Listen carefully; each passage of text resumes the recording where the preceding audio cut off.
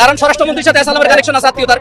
এসালাম ওনাকে বলছেন এই ব্যাংক ওনাকে দখল করে দিতে হবে। এজন্য এসালামের এই সুপারিশে আমাদের স্বরাষ্ট্রমন্ত্রী যিনি গুমের বিচার চান না, নিজে গুমের শিকার হয়েছেন, গুমের বিচার চান না, জাতির কাছে এটা একবার ক্লিয়ার। তার মতোই আওয়ামী লীগের দালালি করতেছেন, করে বিএনপিকে আবার এখানে ব্যাংক দখল করে আমাদের এই ব্যাংকের যা আছে সেটা আবার দখল করে ভাগ বন্টন করে খাওয়ার জন্য চেষ্টা করতেছেন। ব্যাংক লুটের অন্যতম সহযোগী এবং বিতর্কিত নতুন চেয়ারম্যানের বিরুদ্ধে যখন সাধারণ গ্রাহক এবং কর্মকর্তা কর্মচারীরা বিক্ষোভে ফেটে পড়েন, তখন তাদের শান্ত করার বদলে স্বরাষ্ট্র মন্ত্রণালয়ের সরাসরি ইঙ্গিতে পুলিশের মাধ্যমে চালানো হয় বর্বরচিত হামলা। কিন্তু কেন এই হামলা? বাংলাদেশের অর্থনীতি বঙ্গোপসাগরে চলে যাবে। সাবধান করে দিচ্ছি, এইটাকে দলীয়করণ করবেন না। যদি দলীয়করণ করেন ব্যাংকগুলোকে একটার পর একটা, জনগণ আপনাদেরকে ছেড়ে কথা বলবে না। ইসলামী ব্যাংক নিয়ে সর্বশেষ এখনো ভয়ানক নাটকীয় কাণ্ড চলছে। আপনারা অবাক হবেন, অনেকে জান না, মিডিয়াগুলো তো বিএনপি দখলে, খবর আসছে না, কিন্তু বিদ্যুৎ অফ করে দিয়ে ইসলামী ব্যাংক দখল করার চেষ্টা করেছিল বিএনপি সরকার। ইসলামী ব্যাংক নিয়ে ফ্যাসিস্ট হাসিনা এবং ভারতের যে প্ল্যান ছিল, সেই প্ল্যান আলটিমেটলি অনেক চেষ্টা করার পরও সফল হয়নি, যার কারণে ওই সফল করার দায়িত্বটা এখন কে নিয়েছে? আমাদের এই বর্তমান সরকার। এরা নিজেরা এই কাজটি করে নাই। এরা ভারতের প্ররোচনায়, ভারতের উস্কানিতে, ভারতের কথা মতো ইসলামী ব্যাংকের বিরুদ্ধে লেগেছিল এবং ভারত শেখ হাসিনাকে বাধ্য করেছিল ইসলামী ব্যাংকে দখল করে ব্যাংকটাকে একেবারে ফোকলা করে দিতে, ধ্বংস করে দিতে। জুলাই পরবর্তী বাংলাদেশে আপনারা যে ভুয়ার স্লোগান পাচ্ছেন 3 মাস না পরতেই, আপনারা কি টাকা পাচ্ছেন না? অর্থমন্ত্রী সহ অর্থ মন্ত্রণালয়ে যারা আছেন তাদেরকে হুঁশিয়ার করে বলে দিতে চাই, ইসলামী ব্যাংক নিয়ে কোন রকম ষড়যন্ত্র হলে আর যদি বিএনপি ওই ফ্যাসিস্টের পথ অনুসরণ করে, তাহলে ওই ফ্যাসিস্ট বাংলাদেশ ছেড়ে পালিয়ে যেতে পেরেছে, কিন্তু বিএনপি পালাতে পারবে না। আসসালামু আলাইকুম। আপনারা জানেন যে 5ই আগস্টের আগে ইসলামী ব্যাংক থেকে এসালামের মাধ্যমে বিদেশে শত শত কোটি টাকা পাচার হয়। তারপর 5ই আগস্টের পর প্রধান উপদেষ্টার কারণে ইসলামী ব্যাংকে আবারও সাধারণ জনগণের হাতে তুলে দেওয়া হয়। তারপর বিএনপি সরকার ওঠার পরপরই সেই ইসলামী ব্যাংককেই আবারও সেই এসালামের হাতে তুলে দিচ্ছে বিএনপি সরকার।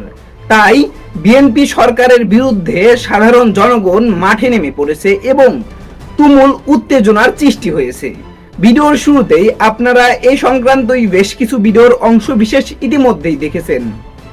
মূলত আজকের এই ভিডিওটিতে সেই সকল ভিডিওর বিস্তারিত আলোচনা দেখতে পারবেন। ভিডিওর শুরুতেই যে সকল ভিডিও দেখেছেন তা থেকে হয়তো ইতিমধ্যেই আন্দাজ করতে পেরেছেন আজকের এই ভিডিওটি কতটুকু গুরুত্বপূর্ণ হতে চলেছে। অতএব চলুন কথা না বাড়িয়ে একটি লাইক দিয়ে সম্পূর্ণ ভিডিওটি দেখে আসি। ইসলামী ব্যাংক নিয়ে ফ্যাসিস্ট হাসিনা এবং ভারতের যে প্ল্যান ছিল, সেই প্ল্যান আলটিমেটলি অনেক চেষ্টা করার পরও সফল হয়নি, যার কারণে ওই সফল করার দায়িত্বটা এখন কে নিয়েছে? আমাদের এই বর্তমান সরকার। যদি তাই না হতো, তাহলে কেন বেছে গেছে বিতর্কিত ব্যক্তিকে, কেন বেছে বেছে এস আলমের সহচর দোসর ওই ব্যক্তিকে এই ব্যাংকের চেয়ারম্যান করা হবে? একজন বিতর্কিত ব্যক্তি। কারণ 5 আগস্টের পরে সে কি করেছে, বাংলাদেশ ব্যাংকের ডেপুটি গভর্নর ছিল, সেখান থেকে সে পদত্যাগ করতে বাধ্য হয়েছে। তাকে কেন, সেরকম একজন বিতর্কিত ব্যক্তিকে কেন ইসলামী ব্যাংকে নিয়োগ দেওয়া হবে? তার মানে যে আগের যে দখলদারিত্ব মেন্টালিটি বা লুটেপুটে খাওয়া, ব্যাংকটাকে দেউলিয়া করে ধ্বংস করে দেওয়ার যে প্ল্যানটা, সেই প্ল্যানটা সাকসেসফুল হয়নি বলেই এখন এই সরকার এসে সেটা করা শুরু করেছে এবং সেখানে হাত দিয়েছে। দেখেন, কয়েকদিন আগে, 2-3 দিন আগে আমি জাস্ট বলেছিলাম যে এই যে সরকারের যে প্ল্যান, সরকার এটা করে মানুষের কি হচ্ছে, ওখানে যারা আমানত রেখেছে তারা এখন কি করছে, যদি রাস্তায় নেমে আসে তাহলে কি হবে? এবং আলটিমেটলি তাই হয়েছে, জনগণ এখন রাস্তায় নেমে আসছে তাদের ব্যাংকে যারা টাকা রেখেছে।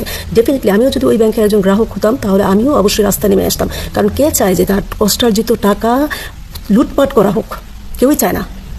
সো এইখানে গভর্নমেন্টের উদ্দেশ্যটা যদি সৎ হতো, তার যদি চেয়ারম্যান নিয়োগ দেওয়াই লাগতো, তাহলে একজন ক্লিন ইমেজের একজনকে খুঁজে দিতে পারতো। কিন্তু কেন সেটা না করে বিতর্কিত একজন ব্যক্তিকে এই ইসলামী ব্যাংকের চেয়ারম্যান হিসেবে নিয়োগ দিয়ে জনগণ এবং সরকারকে এখন মুখোমুখি একটা পর্যায়ে দাঁড় করিয়ে দেওয়া হচ্ছে? আসলে কার পারপাসটা সার্ভ করা হচ্ছে? কেন একটা ব্যাংকে সত্যিকার অর্থে দখলের নাম করে ধ্বংস করে দেওয়া, দেউলিয়ায় দিকে যাওয়ার দিকে কেন সরকার ঠেলে দিচ্ছে? বিষয়টি আসছে, এই ব্যাংকটি পূর্বে যারা পরিচালনা করতো তাদের রক্ত ঘাম একাকার করে দিয়ে ব্যাংকটি প্রতিষ্ঠা করা। এরপরে আওয়ামী লীগ সরকার ক্ষমতায় আসার পর থেকেই গণজাগরণ মঞ্চ, শাহবাগ এবং শাহরিয়ার কবির এদের প্রত্যক্ষ মদদে ইসলামী ব্যাংকটি 2017 সালে এস আলম গ্রুপের হাতে তুলে দেওয়া হয়, জোর করে দখল করা হয়। এখন এই শাহবাগ, শাহরিয়ার কবির এবং গণতন্ত্র মঞ্চ এরা কেন ইসলামী ব্যাংকের বিরুদ্ধে লেগেছিল? এর একটা কারণ আছে, ঐতিহাসিক একটা কারণ আছে। এরা নিজেরা এই কাজটি করে নাই। এরা ভারতের প্ররোচনায়, ভারতের উস্কানিতে, ভারতের কথা মতো ইসলামী ব্যাংকের বিরুদ্ধে লেগেছিল এবং ভারত শেখ হাসিনাকে বাধ্য করেছিল ইসলামী ব্যাংকে দখল করে ব্যাংকটাকে একেবারে ফোকলা করে দিতে, ধ্বংস করে দিতে। ভারত এটা কেন বলেছিলেন? সেই বিষয়টাও আপনাদেরকে বলবো, শুনলে আপনারা আশ্চর্য হয়ে যাবেন। মূলত আপনারা জানেন ইসলামী ব্যাংক 2007 সালের পর থেকে 2019 সালের আগ পর্যন্ত সারা পৃথিবীর ব্যাংকিং সূচকে শ্রেষ্ঠ 1000টি ব্যাংকের ভিতরে জায়গা করে নিয়েছিল এবং প্রতি বছর এই সূচক নিচের দিকে নামছিল। প্রথমে 1000তম হলো, তারপরে 999, 98, এরকম সর্বশেষ 951তম হয়েছিল। এবং আপনারা আশ্চর্য হবেন, এই দক্ষিণ এশিয়ার ভিতরে অন্য কোনো ব্যাংক ছিল না, অন্য কোনো দেশের ব্যাংক ছিল না। দক্ষিণ এশিয়ার যে দেশগুলো আছে আপনারা জানেন, নেপাল, পাকিস্তান, ভুটান, মালদ্বীপ, ভারত, বাংলাদেশ, এই দেশগুলোর কোনো ব্যাংক ওই জায়গায় জায়গা পায় নাই, শুধুমাত্র বাংলাদেশের একমাত্র ব্যাংক ইসলামী ব্যাংক। তো গ্লোবাল সূচকে যখন এই ব্যাংকটি এরকম ক্রমান্বয়ে একের পর এক তার সাফল্যের ধারা অব্যাহত রাখছিল, এটা ভারতের জন্য মাথা ব্যথা হয়ে গিয়েছিল। এবং ভারত এত বড় একটি দেশ, সে সব দিক দিয়ে গুণে মানে সেরা, ব্যাংকিং সেক্টরে সে নাই, ইসলামী ব্যাংক বাংলাদেশের ব্যাংক সেইটা এগিয়ে যাচ্ছে, ভারত এটা মেনে নিতে পারে নাই। যে কোনোভাবে ব্যাংকটাকে দখল করার জন্য, ধ্বংস করার জন্য শেখ হাসিনাকে লেলিয়ে দেয়। আর শেখ হাসিনা গণজাগরণ মঞ্চ, শাহরিয়ার কবির, তারপরে শাহবাগ, এদের মাধ্যমে আওয়াজ তোলার পরে 2017 সালে এসে সেটা কার্যে পরিণত করে। এরপরে 5 আগস্টের পরে যখন শেখ হাসিনা পালিয়ে গেল, এরপর ব্যাংকটি আস্তে আস্তে ঘুরে দাঁড়াতে শুরু করে, আবার তার আগের অবস্থায় ফিরে আসতে শুরু করে। এখানেও ভারত আবার তাদের মাথা খারাপ হয়ে যায়। এবার আপনারা জানেন, যার সম্পর্কে এই বিষয়ে যথেষ্ট আলোচনা সমালোচনা রয়েছে, যাকে ভারতের সাথে রিলেট করা হয়, তার পকেটের লোক, তার মাধ্যমেই আবার নতুন করে ইসলামী ব্যাংক দখলের একটা পাঁইতারা করা হয়। অসংখ্য লোক ছিল, বিএনপির খোদ অনেক ত্যাগী মানুষ আছে, অনেক যোগ্যতা সম্পন্ন লোক আছে, তাদের কাছে দিয়ে দিত, কোনো কথা ছিল না। এই খোরশেদ আলমকেই কেন দিতে হলো? খোরশেদ আলমের মতো এস আলমের একজন একনিষ্ঠ খাদেম, ভারতের একনিষ্ঠ খাদেম, তার কাছে কেন দিতে হলো? সরকার কেন এই কাজটি করতে গেল? এটি কি সরকার তার নিজের সিদ্ধান্তে করেছে? না, তার নিজের সিদ্ধান্তে করে নাই। স্বরাষ্ট্রমন্ত্রী সরাসরি তিনি নিজে ইনভলভ হয়ে, অন্য জায়গা থেকে আদিষ্ট হয়ে তিনি এই কাজটি করেছেন, যেন ইসলামী ব্যাংক আর ওই গ্লোবাল ফাইন্যান্সে এবং ওই সূচকে আর জীবনে কোনোদিন না দাঁড়াতে পারে, জীবনে আর কোনোদিন মাথা তুলে না দাঁড়াতে পারে, সেই ব্যবস্থা করা হচ্ছে। যাই হোক, এই বিষয়ে আমার কথা শেষ। এই ব্যাপারে এদেশের হাজার হাজার লক্ষ লক্ষ মানুষের ব্যাংক এটি, কোটি গ্রাহকের ব্যাংক এটি। গ্রাহকরা কি করবে সেটা গ্রাহকের ব্যাপার, এদেশের জনগণ এটি মেনে নেবে কিনা সেটা জনগণের ব্যাপার। ইসলামী ব্যাংক নিয়ে সর্বশেষ এখনো ভয়ানক নাটকীয় কাণ্ড চলছে। আপনারা অবাক হবেন, অনেকে জান না, মিডিয়াগুলো তো বিএনপি দখলে, খবর আসছে না। এমনকি জামাত ইসলামী ঢাকা মহানগরী দক্ষিণ মিডিয়ায় খবর পাঠাচ্ছে, কিন্তু মিডিয়াগুলো প্রচার করছে না। দর্শক, এই মতিঝিলে 2013 সালে 5 মে বিদ্যুৎ অফ করে তারপর গণহত্যা চালানো হয়েছিল। এখন গণহত্যা চালাবে না, কিন্তু বিদ্যুৎ অফ করে দিয়ে ইসলামী ব্যাংক দখল করার চেষ্টা করেছিল বিএনপি সরকার। আপনি চিন্তা করতে পারেন, বিদ্যুতের লাইন অফ করে দিয়ে, মানে কি? এখানে ইসলামী ব্যাংকের বোর্ড সভা অনুষ্ঠিত হতে দিচ্ছে না গ্রাহকরা। গ্রাহকরাই ব্যাংকের মালিক। রাষ্ট্রের মালিক যেরকম জনগণ, ব্যাংকের মালিক মূলত কাগজে কলমে মালিক শেয়ার হোল্ডার, এমনকি রাষ্ট্রের মালিক ও কাগজে কলমে সরকার, কিন্তু মূল মালিকানাটা জনগণের। ঠিক তদ্রুপ ব্যাংকের মূল মালিকানা জনগণ, কারণ জনগণ মানে গ্রাহক না থাকলে ওই ব্যাংকের কোনো অস্তিত্ব থাকে না। গ্রাহকরাই ব্যাংকের নিউক্লিয়াস, সবকিছু। সেই গ্রাহকরা কার্যত ইসলামী ব্যাংক ঘিরে ধরেছে। এখন একবার তাদের উপর ভয়াবহ হত্যার উদ্দেশ্যে হামলা চালানো হয়েছিল, লাশ ফেলানোর উদ্দেশ্যে হামলা চালানো হয়েছিল, যাতে লাশ দেখে গ্রাহকরা ভয় পেয়ে ওখান থেকে চলে যায়। আমরা ডিটেলস তালিকা পেয়েছি কারা কারা আক্রান্ত হয়েছে, ভয়াবহভাবে আক্রান্ত হয়েছে। কয়েকজন আক্রান্তের খবর পেয়েছি আমরা। হসপিটাল কর্তৃপক্ষ যেটা জানিয়েছে, জামাত ইসলামী ঢাকা মহানগর দক্ষিণ এটা প্রেস রিলিজ দিয়েও জানিয়েছে, অনেকে পঙ্গু হয়ে যেতে পারে। আপনি চিন্তা করতে পারছেন, হাসিনা তো এদিক থেকে ভালো ছিল যে হাসিনা বিনা রক্তপাতে ইসলামী ব্যাংক দখল করেছে। আর বিএনপি, এই এস আলমের দালাল বিএনপি ইসলামী ব্যাংক দখল করতে যে রক্ত ঝরিয়েছে, মানুষকে ভয়াবহ মনে হয় যেন সেই রাশিয়া ইউক্রেন যুদ্ধের বলে যেরকম অনেকে আহত হয়, ওইরকম রক্তাক্ত অনেক ছবি আমরা পেয়েছি। জামাত ইসলামী এটা প্রেস রিলিজ দিয়ে পাঠিয়েছে। অনেকের পায়ের লিগামেন্ট ছুটে গেছে, এই হয়েছে সেই হয়েছে, অনেকে পঙ্গু হয়ে যাবে, এরকম একটা অবস্থা। তো বিএনপি আগুন নিয়ে খেলেছে। আসলে বিএনপি আসল ধরাটা খেয়েছে গ্রাহকদের উপর ভয়াবহ হামলা করে। ব্যাংক এরিয়া, ব্যাংক খাতে এভাবে হামলা করে ব্যাংক চালানো যায় না, ব্যাংক দখল করা যায় না। আরে ভাই, ব্যাংক থেকে যদি গ্রাহকরা আস্থা ফিরিয়ে নেয়, প্রবাসীরা যদি রেমিটেন্স না পাঠায়, আমরা সবাই যদি এখান থেকে আমাদের আমানত তুলে নিই, আপনি কি করবেন? ওই ব্যাংক দখল করে বা আপনার কি হবে? কোনো শান্তি আছে? নাই তো। বিএনপি তো ধরা এই জায়গায় খেয়েছে, এই ব্যাংক তো থাকবে না। আর লার্জেস্ট ইসলামী ব্যাংক বা লার্জেস্ট প্রাইভেট ব্যাংকের উপর প্রভাব পড়া মানে পুরো ব্যাংক ব্যবস্থা ধসে পড়বে। বাংলাদেশে মানে ক্রেডিট রেটিং থেকে শুরু করে এমনকি কোনো বিদেশি সংস্থা বাংলাদেশে 1 পয়সা লোন দিবে না। আর ব্যাংক ব্যবস্থা ধসে পড়লে তারেক সরকারকে জনগণ পিটিয়ে ক্ষমতা থেকে নামাবে। খুব সিম্পল হিসাব। 5 বছর ক্ষমতা থাকবে ইম্পসিবল। এই ব্যাংক নিয়ে এইসব ফাজলামি করলে, অর্থনীতি নিয়ে এরকম ছেলে খেলা, জাস্ট এসালামের ঘুষ টুস খেয়ে কিছু লোক এই কাজ করছে। এগুলো করলে 5 বছর ক্ষমতায় থাকা, 1.5 বছর ক্ষমতায় থাকতে পারবেন না।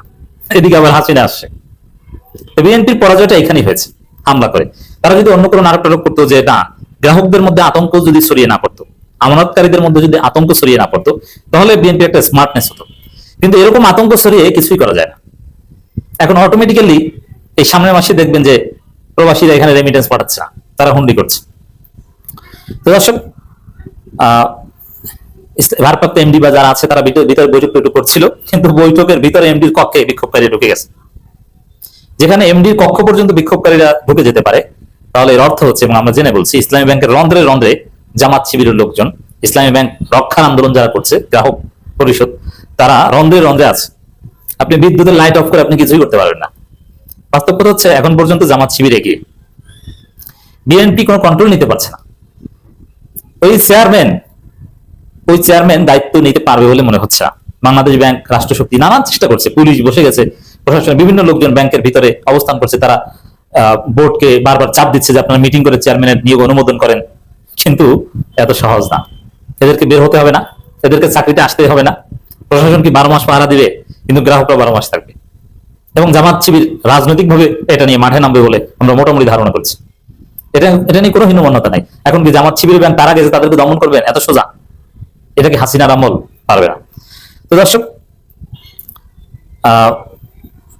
এখানে সন্ধ্যার পরের খবর আমরা ব্যাংকের ভিতর থেকে যেটা জানতে পেরেছি, গোয়েন্দা সংস্থার লোক, প্রশাসনের লোকজন তারা ব্যাংকের ভিতরে প্রবেশ করেছে, অনেকে সিভিল ড্রেসে, পুলিশের কেউ, তারা ব্যাংকের ভারপ্রাপ্ত এমডি কে, অনেকে ডিএমডি সহ সিনিয়র কর্মকর্তাদের চাপ প্রয়োগ করছে যে আপনারা এখনই মিটিং করে যেভাবে হোক চেয়ারম্যানের নিয়োগ অনুমোদন করেন। একদম হাসিনার স্টাইল। এরকম ডিজিএফআই এর মাধ্যমে চাপ দিয়ে এটা করিয়েছিল। এইভাবে কি আর্থিক প্রতিষ্ঠান চালানো যায় বাবা? বিএনপি আত্মহত্যার সিদ্ধান্ত নিয়েছে, এটা আত্মহত্যা। পুরো বিএনপি কে ধসিয়ে দিবে এই সিদ্ধান্ত। আর জামাত শিবিরটা আঙ্গুল চুষবে না, এত সোজা না।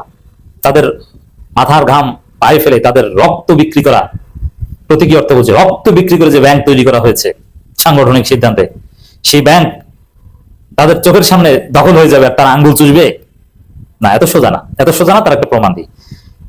সকালে গ্রাহকদের শান্তিপূর্ণ মানববন্ধনে ভয়াবহ সন্ত্রাসী হামলা চালিয়েছে এসালমের পুলিশ। এবং এই এসালমের পুলিশ, এদের কপালে বিপদ আছে ডেফিনেটলি।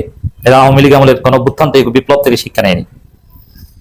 কিন্তু এই 50 জনকে গুলিবিদ্ধ করেছে। অনেকে পঙ্গু হয়ে যাবে, অনেকের চোখ টোক নষ্ট হয়ে যাবে। আমার কাছে ডিটেলস তালিকা আছে কে কে আহত হয়েছে। অনেক সাংবাদিক আহত হয়েছে ভয়াবহভাবে। কিন্তু তাতে কি গ্রাহকরা থেমে আছে? না। এই ভয়াবহ নির্লজ্জ হামলার পরও পুরো ব্যাংক এরিয়া ছিল গ্রাহক পরিষদ জামাত শিবির বন্দীদের দখলে। এবং আমার দেশের খবর, ইসলামী ব্যাংকের সামনে বিক্ষোভ চলছেই। মানে আহত হয়েছে ওই যে হাসিনার আমলের মতো, একটাকে গুলি করে একটা যায়, কিন্তু আসে তো 5টা। এখন গুলি করে 50 জনকে আহত করেছে, এসেছে আবার 5000। আপনি ফাজলামি করবেন ইসলামী ব্যাংক নিয়ে, কাদের সাথে লাগতে গেছেন? পারবেন না।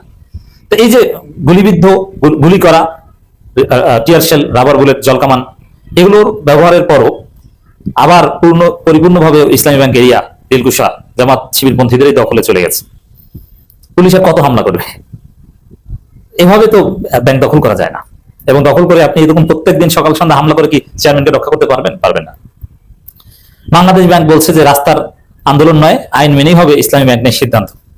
এটা হাসিনা বলতো, যেসব আন্দোলন হবে না, আদালত সিদ্ধান্ত নেবে। ওটার বিষয় বলতো না। যেই আন্দোলন তুঙ্গে উঠছে তখন আদালতের মাধ্যমে জরুরি সিদ্ধান্ত নিয়ে দাবি পূরণ করিয়ে নিয়েছে। তো এই যে রাস্তার আন্দোলন নয়, আইন মেনেই সিদ্ধান্ত হবে, এগুলো হচ্ছে ফেসিবাদী কথা। গ্রাহকদের কথা শুনবেন না, মালিক পক্ষের প্রতিষ্ঠাতাদের কথা শুনবেন না, আপনি এসালমের কথা শুনবেন, আপনি এসালমের আইন শিখান, এসব ফাজলামি চলবে না। তো দর্শক,